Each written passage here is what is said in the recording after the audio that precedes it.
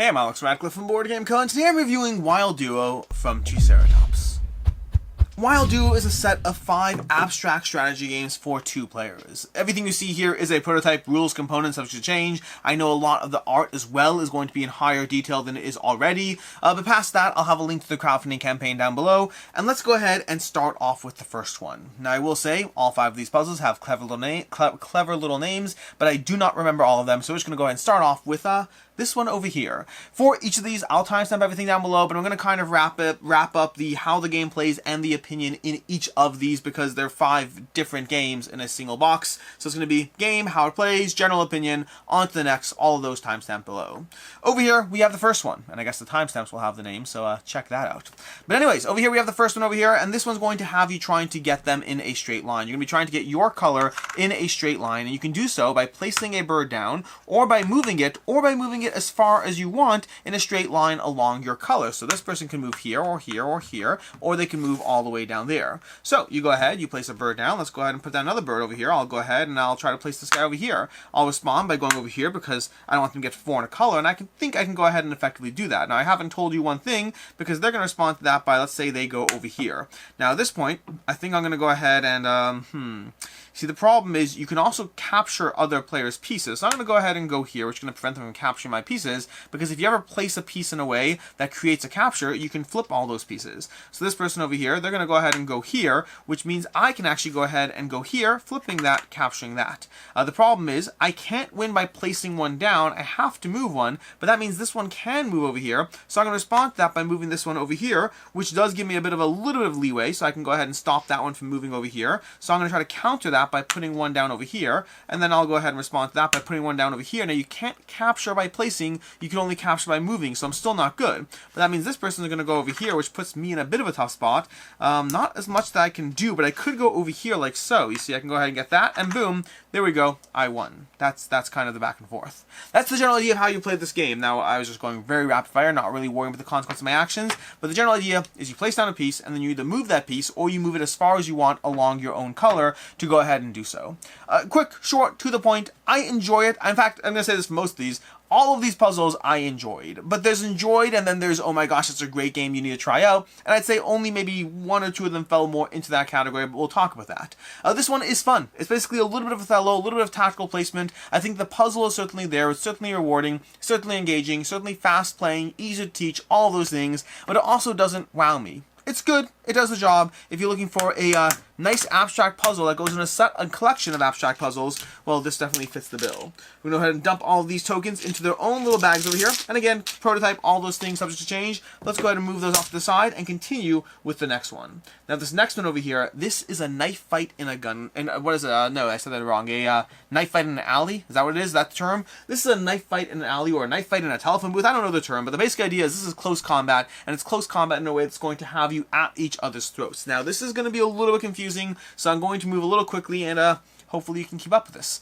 The general idea is you're trying to get your little alpha down to the opposing player's corner. So you're trying to get your piece to the opposing player's corner. You lose if your alpha dies, or you lose if, well, you get the other person gets to your corner. To that end, though, you're going to be moving your pieces around the board. You're going to try to initiate captures of opposing pieces. And I'm going to start moving around and just start talking as I go. So I'm going to go ahead and go over here and see what I can make happen as we go through this. You see, there's a few ways you can capture. You can capture by having an opponent's piece within your 2 pieces. You can also capture by matching types with the others, because you have the alpha, and then you have the males and the females. If you match male to male or female to female with a non-male or non-female in between, you can capture them. In other words, I can go here and capture this piece because I use the opponent's other matching gender over there to go ahead and capture them. But I would not be able to do the same to capture this because it's the same. So if I move over here, because this is all the same, I can't do so. Hopefully that makes sense, and it does lead to a bunch of interesting back and forths. So again, I'm going to go over here. They'll respond. They want to put a little bit of threat on me, so perhaps they go over here like so. Now that means I can't go ahead and capture this one over here, so I'm just going to go ahead and pop this one out over here. And that works. That prevents me from being captured by them, because you have to effectively go on the offensive. So had that been reversed, had this player gone like that, that would be a capture, but you can't capture your own piece. So there we go. That's safe. We're all good. At that point, this player, they're still trying to figure out how to exactly react to that. So maybe we go over here like so. Let's see how this plays out. I don't know exactly yet. We're going to do that, but that means this person, we're going to go ahead and pop up.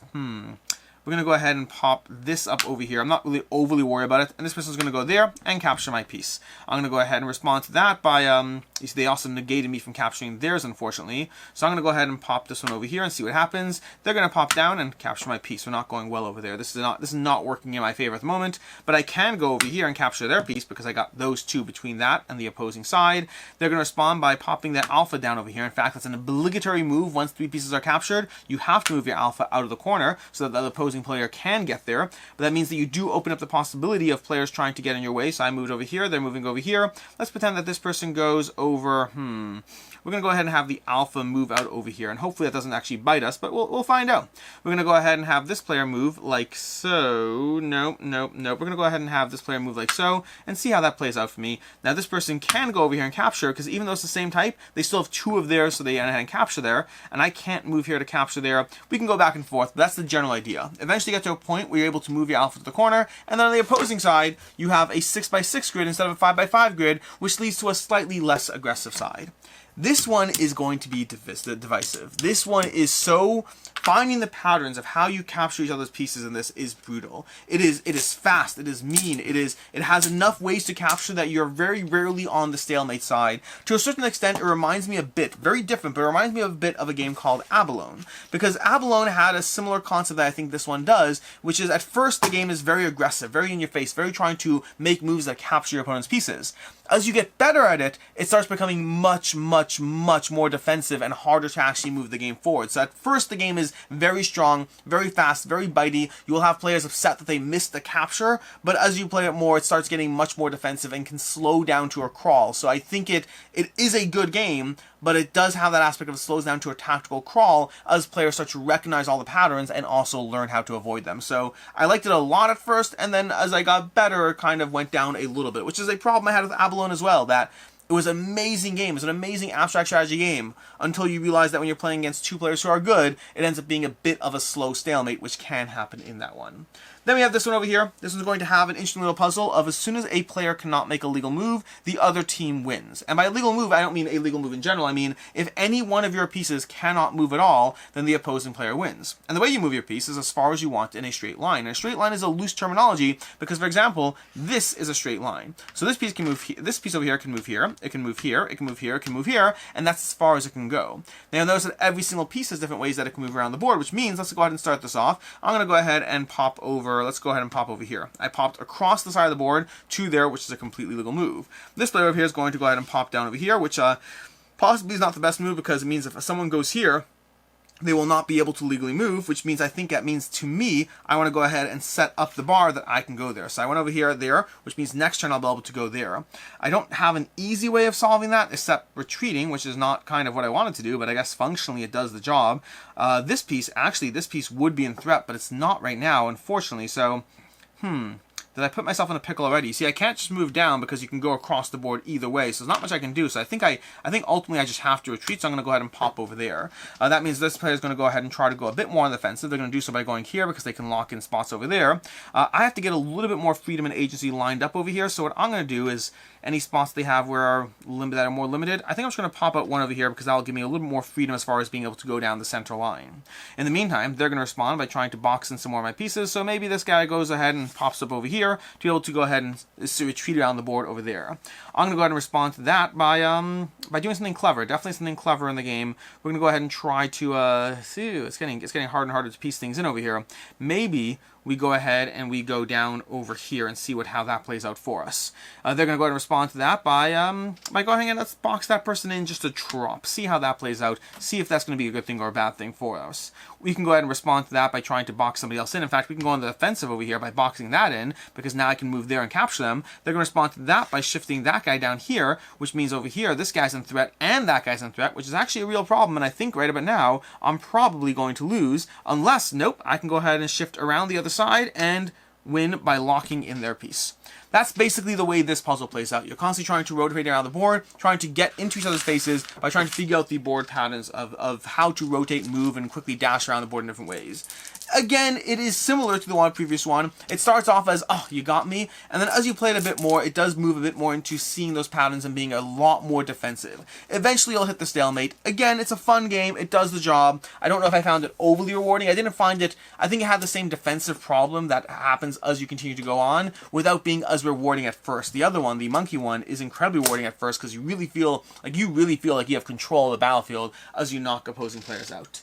Then we're going to have this one, which possibly is my favorite with a caveat of the group. This one over here is a the puzzle over here is you have your whales and you have your fish. You're trying to get your fish into the center. That's all you need to do. Get your fish into the center, which seems simple enough. On your turn, move your fish into the center, except for one problem. You have to move your pieces as far as they can in a straight line. So, for example, I can't go over there, but this is a legal move because that's as far as I can go in a straight line. To that end, we're going to have this player go ahead and counter by, let's say we're going to go ahead and have you go down here. Why there? I have no idea. I'm just trying to figure out this board while I set up a bit of a situation over here. To that end, we're going to go ahead and have this person go over, we're going to have this player go over here like so, and then this person's going to respond by popping down over there, which gives a little bit of a backing board to be able to hopefully react accordingly. We'll see if that plays out or not.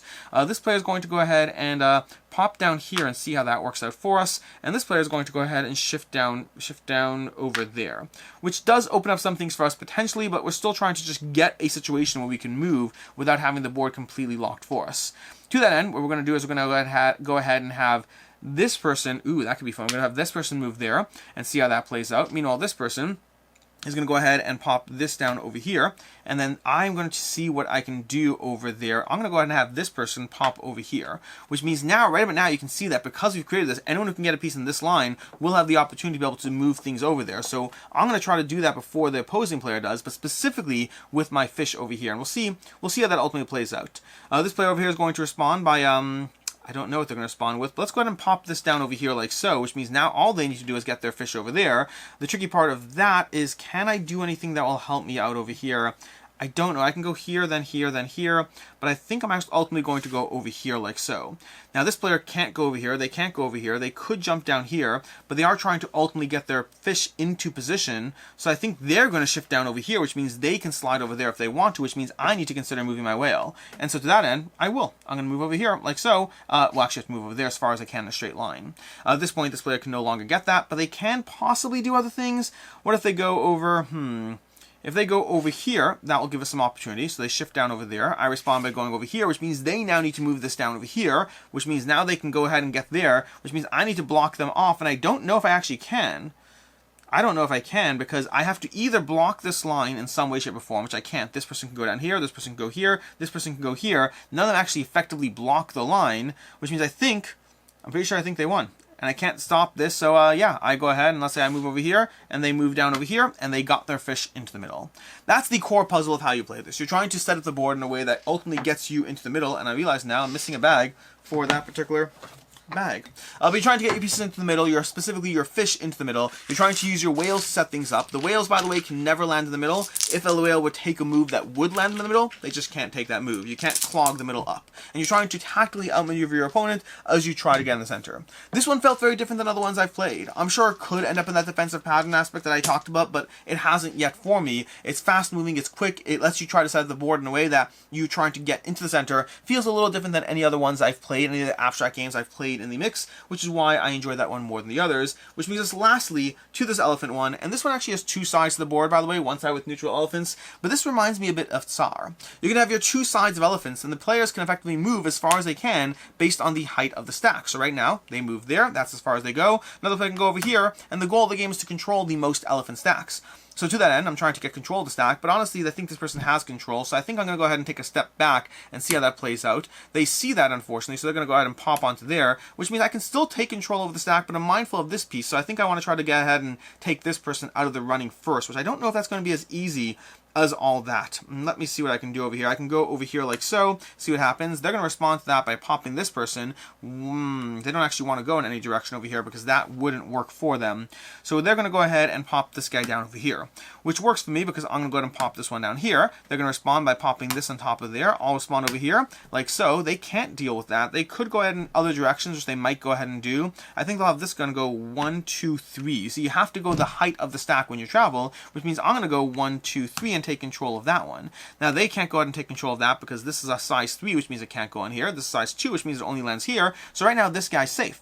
They're going to go ahead and respond therefore by trying to go ahead and eliminate the opposing players over there. So they'll grab that stack there. I can go 1, 2, 3, 4, which is fine, but not exactly what I want over here. I don't mind that being safe, so I think I'm going to pop this onto that, which means this one's safe. My opposing player sees that and they want to take control of that, but they don't have an easy way to do so at the moment. So instead they'll focus on consolidating control of this region over here like so, which works because frankly they have control of that region over there. I can't respond much in a way that actually helps my agency over here. So what I'm going to try to do is I'm going to go ahead and I want to take control, so I'm going to go ahead and pop over here because I think that leaves me mostly safe. And by mostly safe, I mean this person can go ahead and take me, so they'll take me over here. I'll go ahead and respond to that by popping this over here, so I now have control over that stack. They still have more stacks than I'd like over here, which is fine. It's not the end of the world, but I don't love it either. They'll go ahead and respond by going over here, which does work effectively, but I think I'll counter that by, I don't know, I'll go ahead and pop over here like so, straight line, popping on there. Now their only legal move at this point, I think, is being able to go, they can go 1, 2, 3. Oh, they can go 1, 2, 3, pop on there, but I can respond to that by going over there, so everything's all safe right now. They can't go here, I can't go here, these can't move around the board. These ones, I think they have to go ahead and pop onto each other, and now right now I control 1, 2, 3, 4, 5 to 1, 2, 3 stacks. That's the basic idea. You're trying to go until someone can't make a legal move, at which point you go ahead and weigh up the stacks on the board, see who has the most elephant stacks. If there is a tie, you look at the tallest stack, and that's how you play this game. I like this game. I like this little puzzle. I do, except for one small problem. It basically feels like a combination of Yinch and Tsar and Devon. Tsar or more Devon, maybe a little bit Tsar, but Tsar and Devon from the Gift series of games. So I do like this little puzzle, but it feels very derivative from that series. So that's where we are on these 5 puzzles. We have 5 basic puzzles. Where am I on them? What's my overall opinion of this collection of games? So this one over here, and this by the way is the neutral side over here, where you have a few more neutral elephants, and past that, the same basic idea. I like this game. I think it's a great game, especially as part of a series of 5 games. If you're looking for a budget set of abstract games, I think this is a great set to go ahead and get 5 abstracts in a single box. I think the main reason to recommend Wild Duo is going to be to get 5 sets of abstracts at a very competitive price in a set of games. That is the main aspect. Because if I'm looking at any one of these individually, I don't know if any one individually stands out enough in comparison with other abstract games I'd recommend. But comparison-wise, for the price, for what you're getting a good set of abstract games. I think this one is very solid. If you like this game, I'd recommend checking out Devon, but again, Devon alone will cost you as much as this entire set, so that's part of the thing you have to take into account. This one kind of is a Othello with other aspects mixed in. I enjoyed it. Possibly my least favorite of the group, though. This one over here is my favorite of the group, feels the most unique, and is a fun little puzzle of navigating the board. This one I loved at first, but several games in, I found it hit that defensive stalemate aspect, but I thought it was very, very solid at first. And this one was good, but I don't know if I like this. This is probably my second, like, I guess in ranking them in least to most, I would say this is my least favorite. Then, again, okay, at this point we already start moving to good territory, but ran into a little bit of a late game stalemate. And then over here, I really enjoyed this, but it felt similar to Devon. And then lastly, this one felt like the most unique. So overall, what's my rating for this set? It's a 3.5 out of 5. These are good games. I enjoyed these abstract games. I had fun playing this. I played each of these multiple times, some more than others, but they were easy games to play, easy games to get into. The biggest critique I have is just that it's one of those jack of all trades, masters of none kind of situation. They're giving you a lot of game for a very reasonable price point and a good set of abstract games. I just don't know if any one on its own would I recommend more than any other abstract on its own, but as a set, then you start getting into like, hey, you're getting a bunch of abstract games at a very reasonable price point, and that kind of changes the conversation. So a 3.5 out of 5. If you are looking for recommendations on abstract games, I'll recommend Tsar, one of my favorite abstract games ever, as well as Tak, possibly my favorite abstract game ever as well. Tak, Tsar, there's some others as well in the mix, but Tak and Tsar are going to be 2 incredible abstracts that feel very samey to the idea of what these are presenting, very lightweight, not lightweight, very simple, clean, abstract experiences. Not light at all. Simple, clean, abstract experiences. In any case, until next time, I'm Alex Radcliffe from Board Game Co. I hope you enjoyed this video, and as always, I hope you have a good one.